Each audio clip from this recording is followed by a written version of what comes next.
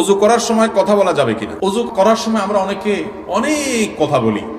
দেখবেন মসজিদের অজুখানাতে অনেকে অজুখানায় বসে বসে দুনিয়ার গল্প স্বল্প লাগায় দেয়। ভাইরা আমার, মৌলিকভাবে অজু করার সময় কথা বললে অজু হয়ে যাবে, বড় কোনো গুনাহও হবে না, কারণ কোনো হাদিসে অজু করার সময় কথা বলতে সরাসরি নিষেধাজ্ঞা নাই।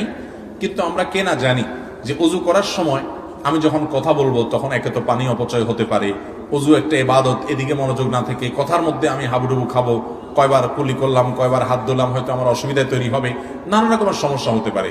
এই জন্য অনেক ওলামায়ে কেরাম, অনেক ইমামগণ অজুর সময় অপ্রয়োজনীয় দুনিয়াবি কথা বলাটাকে মাকরু বলেছেন। প্রয়োজনীয় কথা আপনি বলতে পারেন, ভাই আসেন, ভাই বসেন, আমি আসতেছি, বসতেছি, এ ধরনের দরকারি কথা দু চারটা বলতে অসুবিধা নাই। আর অপ্রয়োজনীয় দুনিয়াবি আলাপ সালাপ লাগাই দেওয়া, এটা মাকরু বা অনুচিত, কিন্তু এর কারণে অজু হবে না, ব্যাপারটা সেরকম না। যথাসম্ভব অজুর দিকে মনোযোগ থাকা উচিত।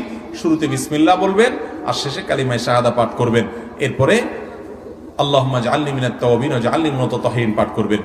কালিমায়ে শাহাদা পাঠ করে যদি ওইটা পাঠ করেন আর শুরুতে বিসমিল্লাহ পাঠ করেন, সুন্দর মতো উত্তম রূপে ওযু করেন, এবং এর মাধ্যমে জান্নাতের 8টা দরজার যে কোনোটাতে আপনি প্রবেশ করতে পারবেন ইনশাআল্লাহ।